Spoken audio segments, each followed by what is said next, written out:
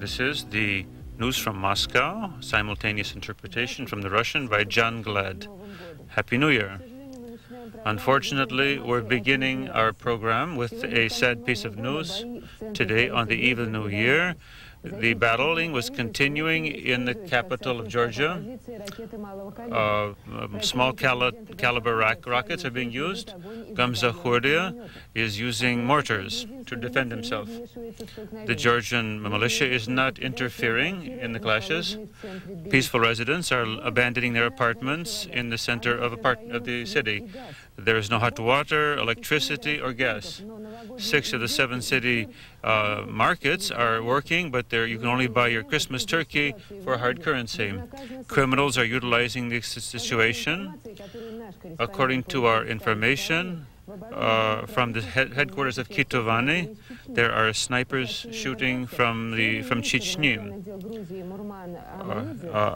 Morman Amanidze visited Jahar Dudayev and Shamil Beno and discussed a topic which we don't know what they discussed exactly, according to Interfax. According to the press center, there were shots heard around Skhin Valley in Znauria. There were casualties. There are punitive operations being conducted against the peaceful population. Refugees will be meeting the New Year, Green New Year, far from their homes. According to a correspondent of Interfax, the president of Azerbaijan stated that the battles around Stepanakert,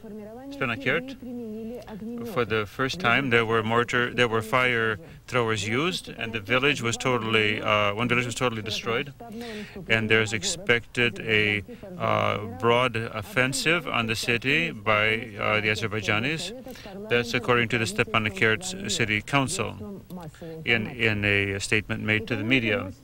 Economics makes its corrections in any situation, and in Armenia, it has been stated that the shutdown of the atomic power station was, according to Mr. Chekhtarian, was an emotional decision to shut the nuclear power plant down.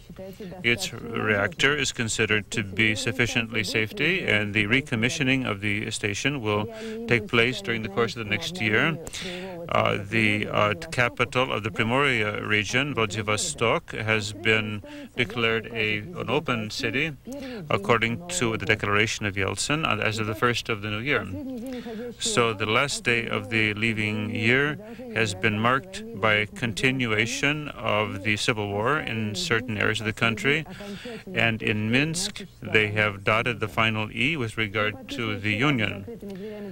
Behind closed door, yesterday there was an agreement concluded which does not question the viability of the Commonwealth on the place of the former Soviet Union, but the same problems are coming up for Yeltsin as formerly for Gorbachev.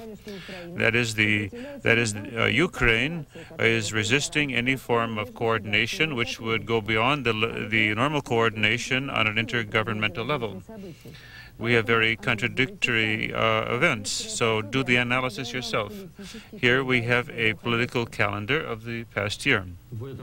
This year we became witnesses to one of the chief events of the past year, the disintegration of the Soviet Union. The flag was lowered, and without any there was no ceremony, and that's the first time that such a thing has happened in the world. The sign said farewell Union. There were attempts to preserve Ukraine at least as a component part of the Commonwealth.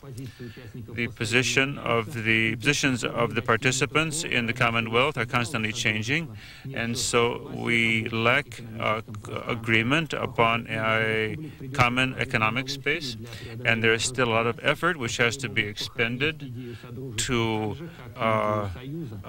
if the idea of a Commonwealth is to be buried, as was was buried the Soviet Union. So Mr. Gorbachev was shown off without any ceremony. And later on, we're going to be ashamed about that. Gorbachev wanted to be the first Soviet leader who might hand it over to his heir, to the next person, the power, on the basis of a constitutional agreement. But this was not achieved. Now, we've lost sound here, but this evidently is the fighting taking place in Yugoslavia. We'll get the sound back in a moment.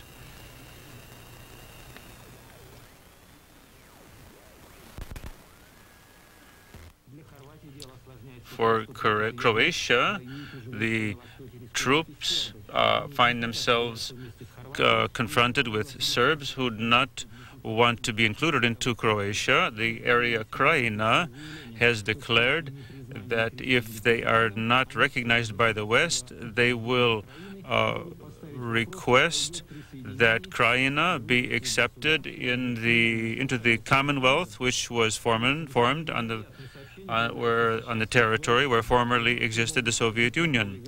So we have a situation where the map of the world is changing, not only in that 1/6 of the planet, which was the Soviet Union, but throughout the world.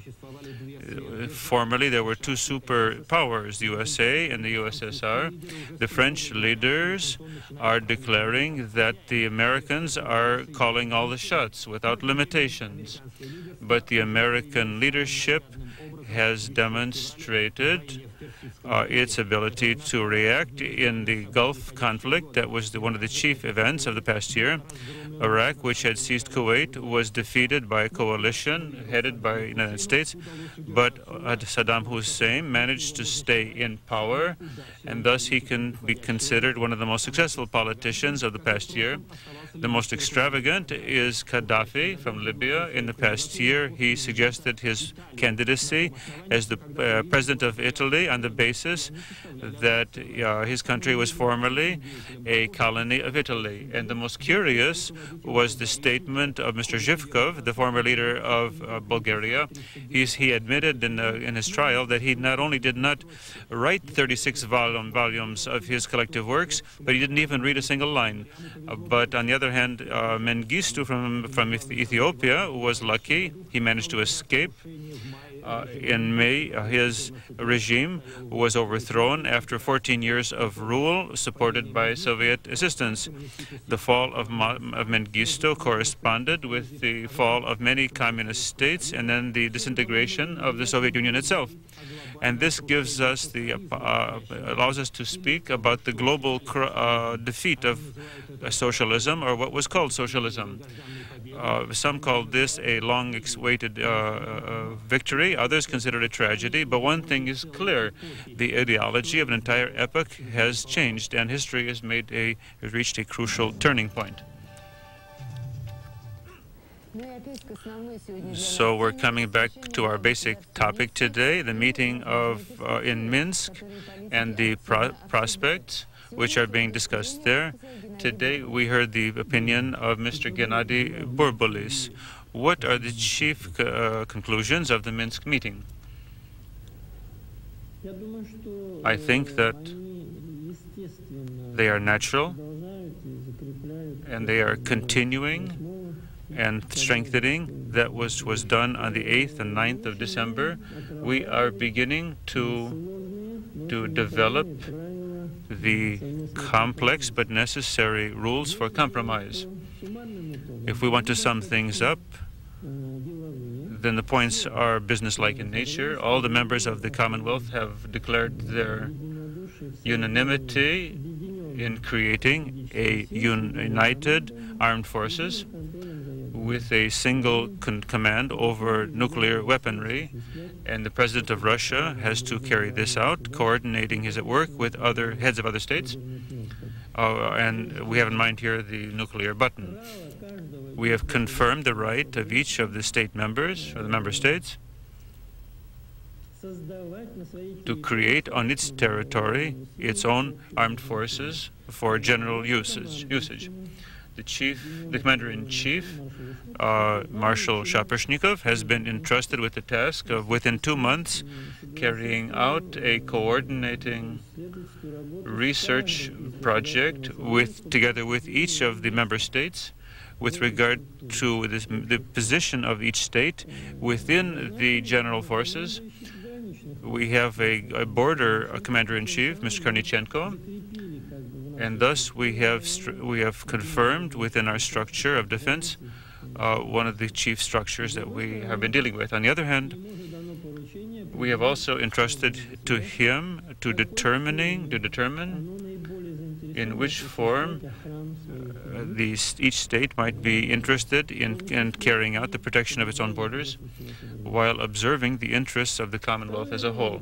The second level of the document has to do with the coordination and agreement on with regard to the supreme body, the Council of Heads of State. This will be not less than twice a year for heads of state and less than 3 months for heads of the countries. But we understand very well that for the immediate future, they will have to meet much more frequently, and for that we have developed a special procedure.